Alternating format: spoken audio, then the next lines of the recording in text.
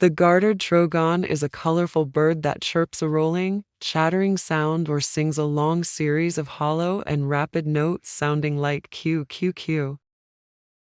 These birds have very large yellow ringed eyes, allowing them to see well in low light and also be among the first to contribute to the dawn chorus before sunrise. Red-winged blackbirds are another species that will sing early before dawn and even sing under artificial light. Males produce the commonly heard song, a conklari, starting with an abrupt note and ending in a trill. Red-winged blackbirds are most common in marshes and wetlands, but also be found in fields or just about anywhere. Thrushes are another species that start the dawn chorus, typically an hour before sunrise and right after blackbirds.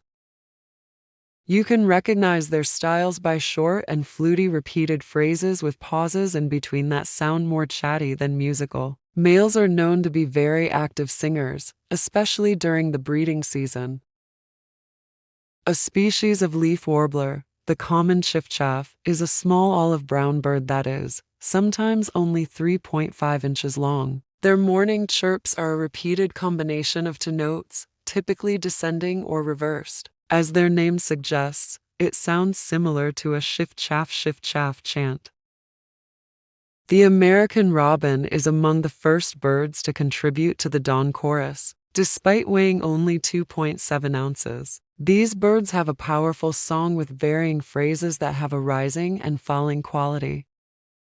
They make 10 or so whistle-sounding syllables in succession, described as cheerly, cheer up, cheerly, cheer up. They will also chirp repeated churs that can sound like a chuckle. The little gray tufted titmouse is recognizable by the crest of gray feathers at the top of its head. It also has a unique song and echoing voice that creates a crisp, whistled peter sound that carries in the air. Although a morning chirper, these birds tend to start their calls when it's light enough for them to see. Common pheasants, also known as ring-necked pheasants in North America, are large ground birds. Males are quite flashy with their multicolored head, patterned body, and long tail.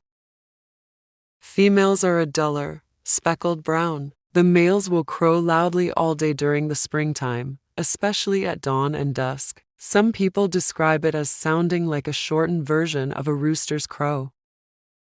Orioles are brightly colored birds with a full and rich whistling tone. Their chirps consist of short series of notes paired together, lasting 1 to 2 seconds, and repeated 2 to 7 times. Males sing in the spring to defend their breeding territory. You are more likely to see them high up in the trees, where they like to search for insects in the upper foliage. One of the most iconic birds of the eastern U.S., cardinals are well-known morning singers. Males may sing throughout the year in some places, but they are best known for their spring and early summer singing throughout their range. They are known to have many songs and calls, but the most common are a string of two-parted whistles, cheer, cheer, cheer, or birdie, birdie, birdie, that end in a slow trill. Common chaffinches have a cheery morning song that they repeat over and over. Males will sometimes chirp a descending rattle of notes before an accelerated ending. Some people used to believe these birds can predict incoming rainstorms. However, you might not want to rely solely on them as your weather forecast.